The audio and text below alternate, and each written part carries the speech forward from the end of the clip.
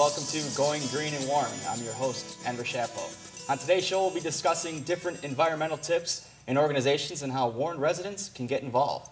Let's introduce our panel this evening. To my right, Bill Gamble, Neighborhood Services Grant Coordinator and co-host today. Also, Jerry Haspatcher, who's also a Sierra Club member and Warren Cool Cities member, and also Mike Berkowitz, Legislative Director of the Sierra Club, member of the Michigan chapter. Thank you so much for being here, guys. Appreciate it. Thanks for having us. Let's start with you, Jerry. First of all, just tell us a little bit about the organization you're from, the Sierra Club, and also the Cool Cities. Okay, the Sierra Club is the largest and most influential environmental grassroots organization in the United States. It has 1.4 million members, and as a little background, it was started in 1892, and John Muir was elected the first president. Their first initiative was to defeat a proposal to reduce the number of acres in Yosemite National Park, and they did it. And that's what they've been doing ever since, protecting the environment. So I'm very proud to be associated with them. And also, you also mentioned that you do presentations. You go around in different schools and do presentations about the environment, things like that. Mm-hmm. Give us a little overview about what that's about. There's a 2006 Michigan law that says that any private or public school can become an official Michigan green school by meeting certain criteria. And in 2008, I put together a PowerPoint presentation, and starting in 2009, I started giving it at schools. And I've given it 30 times to about 25 different schools. And actually, I'm headed to Berkeley, a middle school in Berkeley right after this, to present to their student council. And I think what I try to get across to the students is to empower them to do things on their own. No one has to tell them how to save electricity, how to save water. They can figure it out themselves, and to try to impress on them that they need to become stewards of the earth because they're the one that's going to be around here the longest.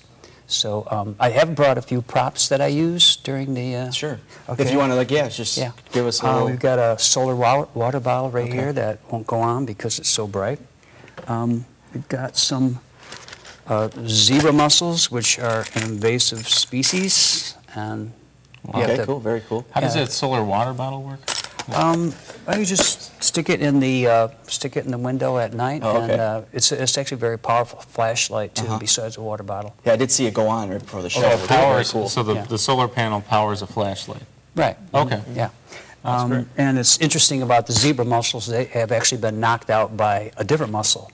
So it's sort of a spy versus spy thing.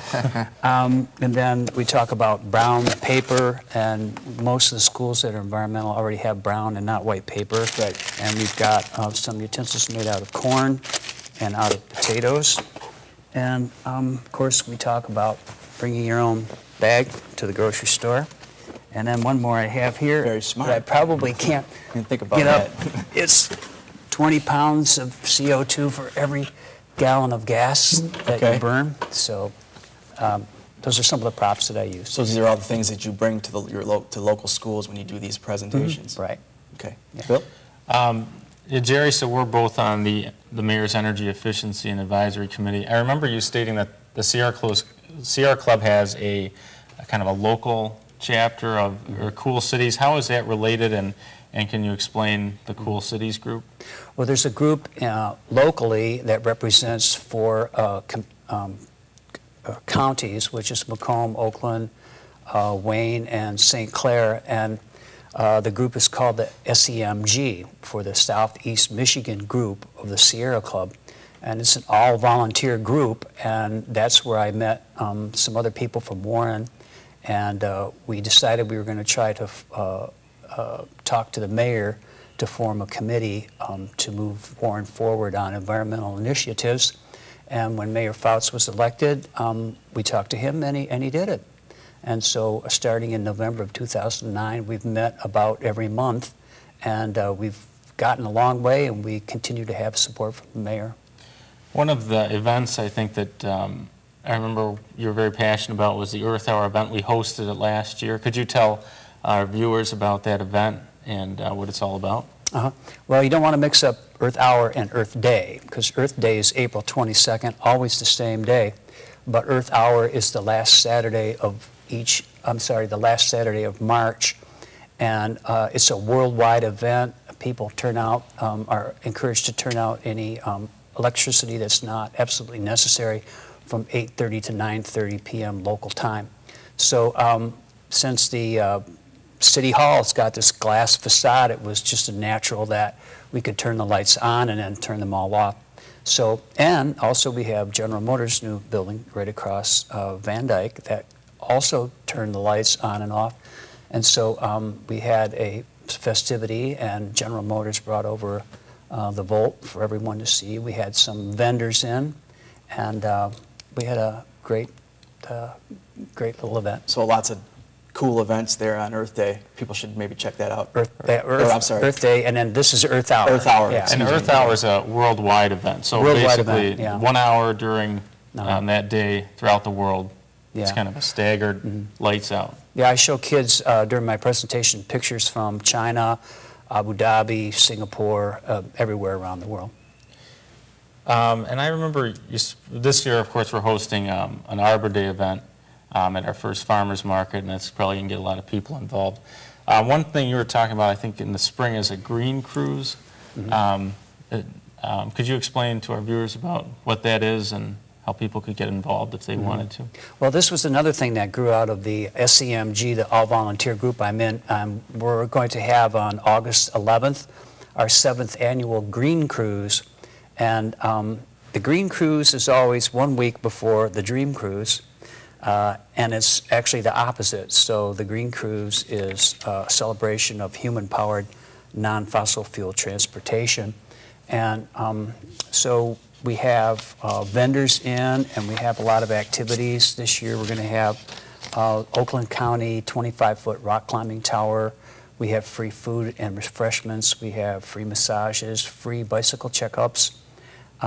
We have for kids crafts from scraps, face painting, sidewalk chalk, and then we have 3 bicycle rides, a 40-mile ride that starts at 8 o'clock in the morning, that's fast-paced, a 9 o'clock ride, 20 miles, that's medium pace, and then we have a family ride at 1 o'clock. And then we also have a parade at noon where everybody who comes they block off 9 Mile, we can walk down 9 Mile for away. And very cool. So, yeah. Well, Jerry, we appreciate everything you've talked about today. And again, that's Saturday, August 11th, 10 to 2 From p.m. 10 to 2, yeah. And if anyone wanted to find out where, any more information about this, what would they visit? Website? I would just Google Sierra Club Green Cruise. Okay, great. Great. Yeah. Thank you so much, Jerry.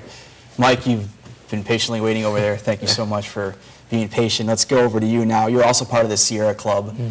What types of projects have you been working on for them? So I'm the legislative director for Michigan, and so essentially my goal is to make sure that the state legislature is not passing any bills that will hurt the environment, or they're passing bills that will promote, good environmental responsibility. And so a lot of my work has been on projects of bills that are coming up and going through the legislative process and trying to push some proactive efforts on that. And so one thing that we did that was really cool a couple weeks ago was we put out a scorecard. We took all of the votes that have happened over the past year and a half in the state legislature. We scored them on an environmental rating, and we gave legislators a score, to kind of show how environmental they are. So if you're interested, you can go to michigan.sierraclub.org and find out how environmentally friendly your local state representatives and state senators are.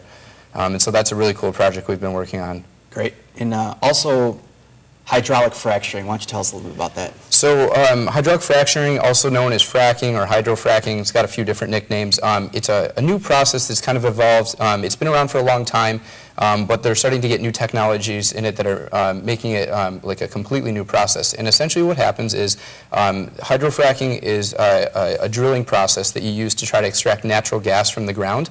And so in the past we've been drilling about 1,000 feet down, not too deep, not too dangerous or anything like that, pulling up the natural gas and then using that to heat homes and for electricity and things like that.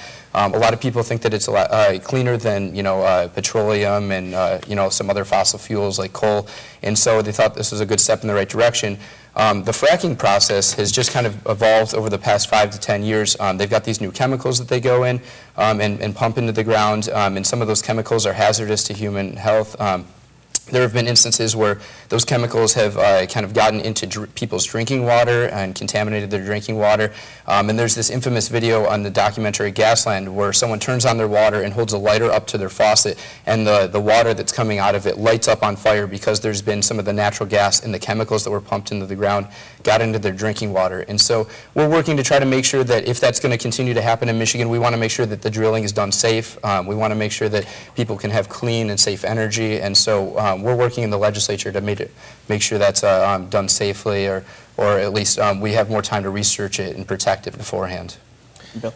And I was reading that you're also involved in a clean energy ballot initiative. What is that? And so the hopes is to get this on the November ballot, correct? You got it, Bill. So the idea is 25 by 25 is what we're calling it. We're supporting a proposal that we're trying to get on the November ballot to allow voters to choose whether or not they want to get 25% of Michigan's energy from clean and renewable sources. And so this, we're talking about things like wind power, solar power, biomass, hydroelectric power, things that don't create pollution, things that reduce the pollution based on the fossil fuels that we currently get a lot of our energy from.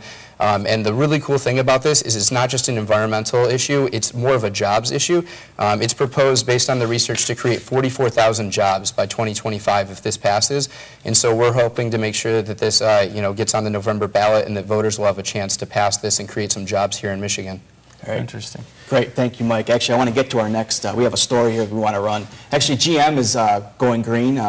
They're actually built some solar canopies at their facilities and also have charging stations as well for the Chevy Volt, and let's take a look at that.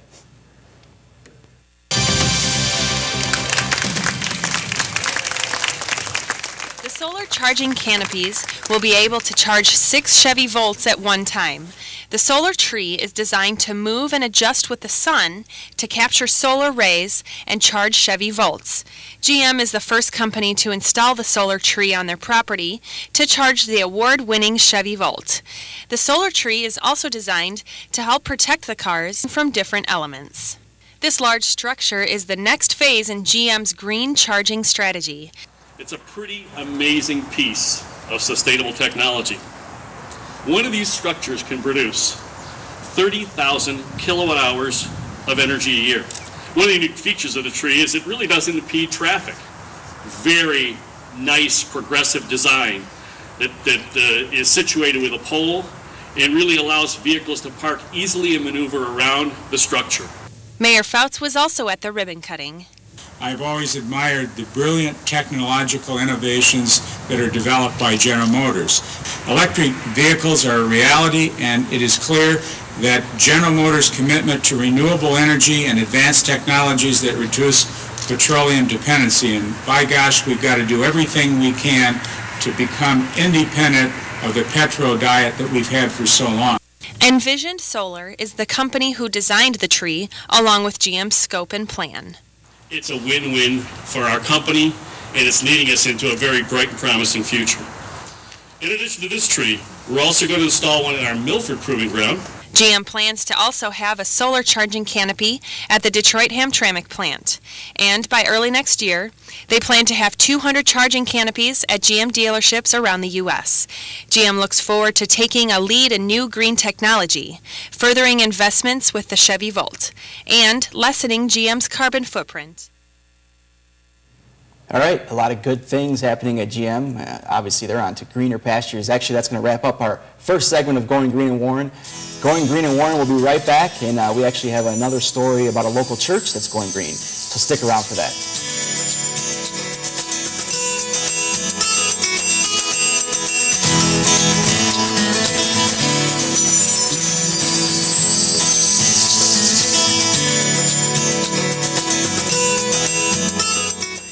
He covered over 5,000 miles, averaging about 100 miles per day.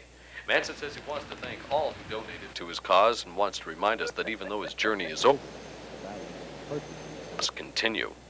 Tom and Harriet Banks. Every year, 1 million families face losing their homes to foreclosure. Because they don't know what to do, they do nothing. If you're in danger of losing your home, call us, because nothing is worse than doing nothing.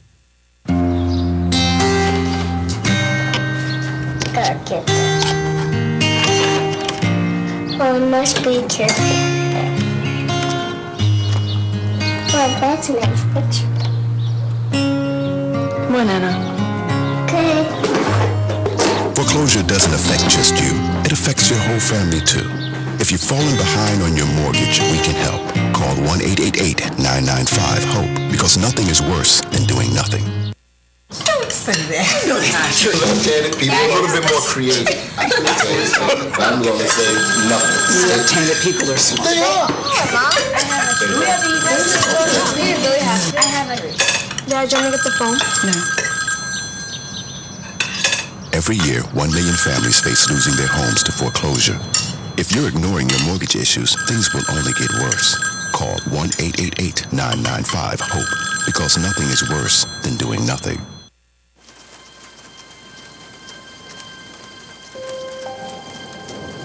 This is a family that was almost fed by neighbors who almost volunteered to help them out. Almost volunteered. When it comes to giving, almost doesn't count.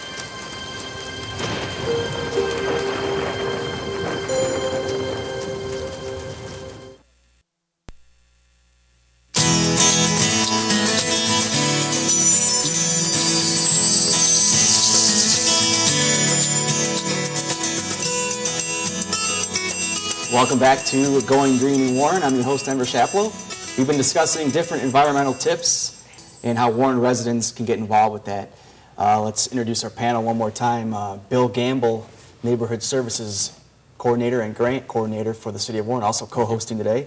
We have Fred Kaluza from the Wild Ones member and also a Warren resident, and John Delisle, who's from the U.S. Department of Agriculture. Thanks for being here, guys. We really appreciate it. Thanks for inviting us. Fred, we'll start with you. Just tell us a little bit about the Wild Ones organization and how you as a Warren resident became involved with that.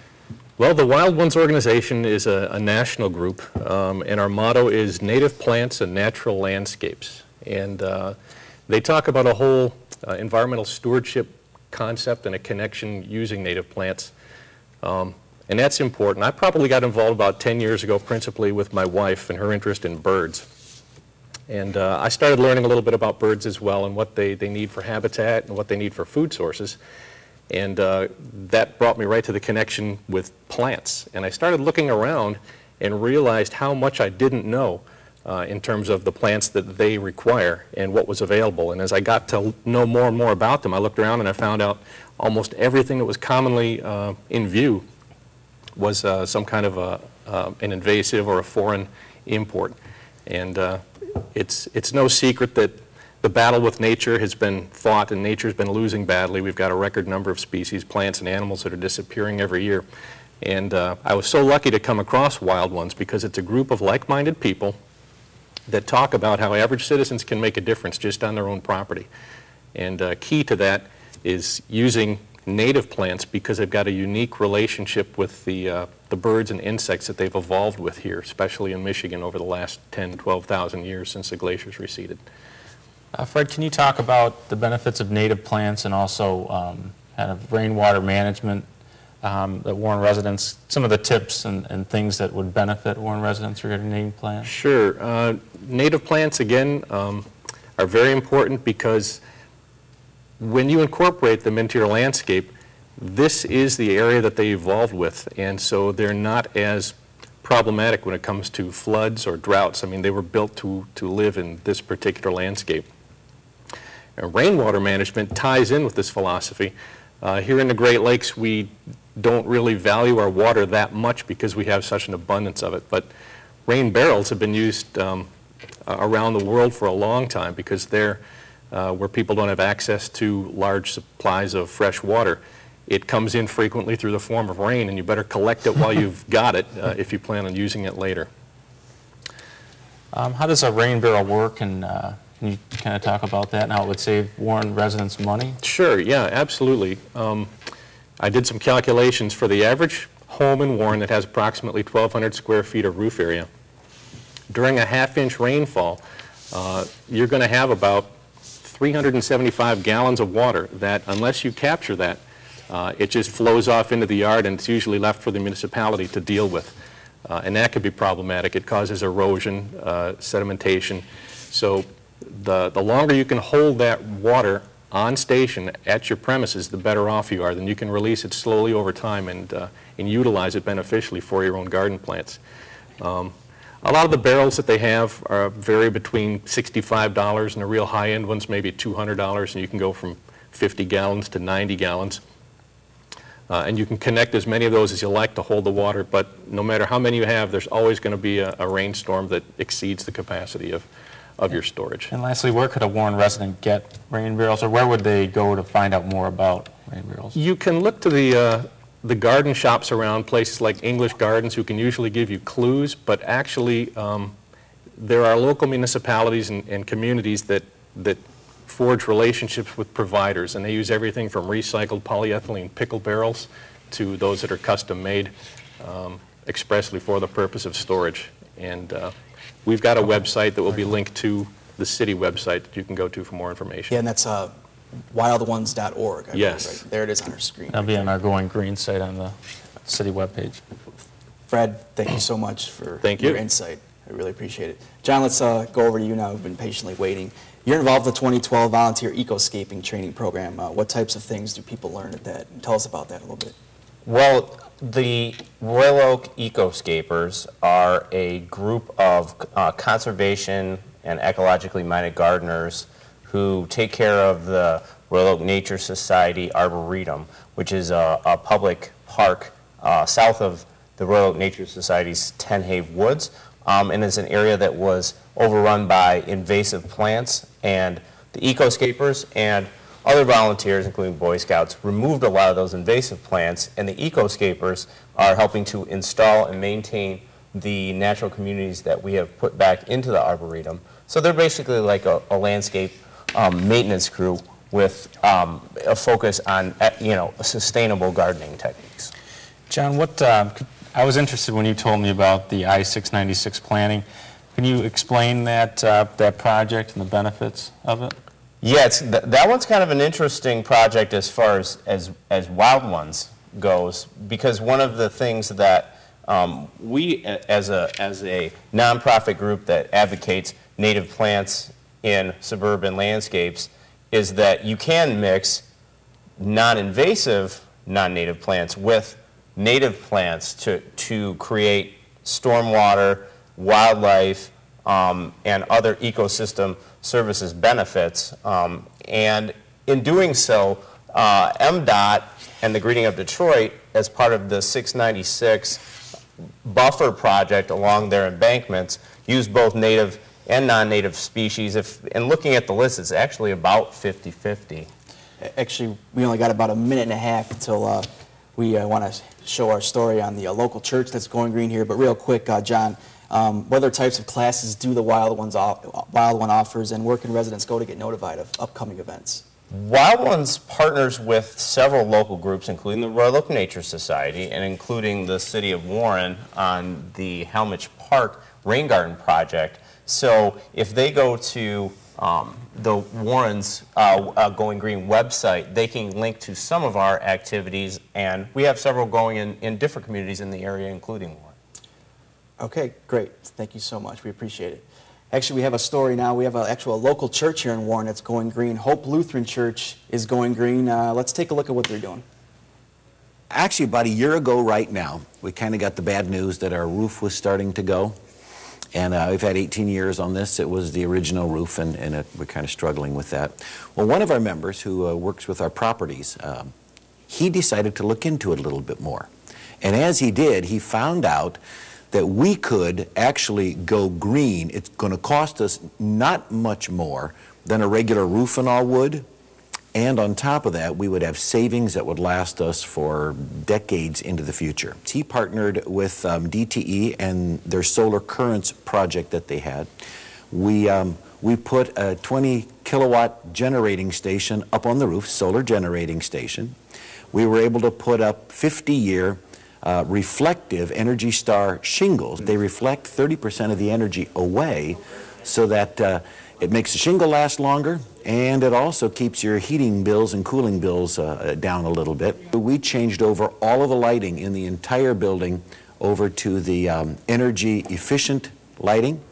And we added some places where we didn't have the double doors for the cold in the winter. We added things like that, and really ended up being an outstanding project for us. It actually is hooked into the grid. We have a computer setup that monitors all of that, and any extra electricity is sold back to DTE. It works, it's a really nice scratch my back, scratch yours, because DTE then is able to count us as part of their solar energy producers. We get the going rate for that electricity that we sell back, so that's 1-to-1. It comes off of what we would have paid otherwise for that amount of electricity. During the summer, when there's bright sunny days, we will probably produce considerably more than we're going to use. During the wintertime, we won't produce as much probably as we use, but it'll balance out over the course of the year. The total was probably close to about a $200,000 project, but we got marvelous rebates from DTE. It was a solar currents project that they had. Our church body, the Lutheran Church of Missouri Synod, our Michigan district, also has, they have what's called a church extension fund that loans money to people, to churches. They gave us a 10% rebate off of the whole thing. It really ended up being extremely cost effective. It wasn't much more than just re-roofing everything. I think lowball, I think we were thinking maybe $5,000 a year total, and upper level more like in the $8,000 to $9,000 ballpark. By going green, we believe that we're honoring God, we're honoring His creation, we're being good stewards of everything that He has given to us. And on top of that, we're being good stewards of the financial gifts He gives to us too. The life on this roof is 50 years, so it's going to be here a long time. They guarantee that in 20-25 years, the solar panels will still be producing 80% at least of the capacity that they had before. We're going to get the advantage of that for decades to come and well into the next generation. So it is a win-win-win for everybody. There's an electric grid. All right, very good. Hope Lutheran Church doing some good things over there at Going Green. Bill, your thoughts on that? Well, I think that's an interesting project. I know at the wastewater treatment plant we're doing some energy efficiency upgrades, and they're going to put a solar panel on the front of the building over the summer. So that'll be neat to see. All right, I think we've run out of time, guys. Thank you so much for coming in. Thank you. We really appreciate it. Bill, thank you so much for co-hosting. And I want to thank everybody behind the scenes here at TV Warren for making this all happen. And thank you for watching Going Green in Warren, and we'll see you guys next time.